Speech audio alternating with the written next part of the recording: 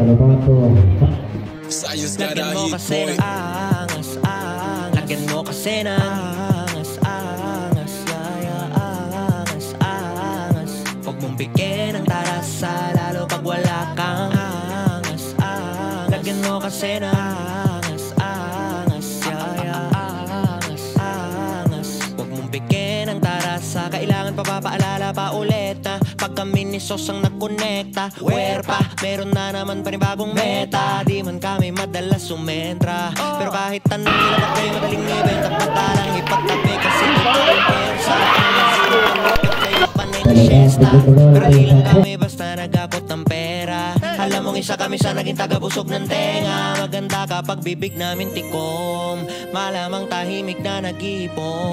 Kung matindi ka ganito ka na sana, pero kung hindi, baka isa to sa dapat mong gawin. Lagyan mo kasi ng angas, angas. Lagyan mo kasi ng angas, angas. Angas, angas. Huwag mong bigyan ng tarasa, lalo pag wala kang angas, angas. Lagyan mo kasi ng angas, angas. Lupad na.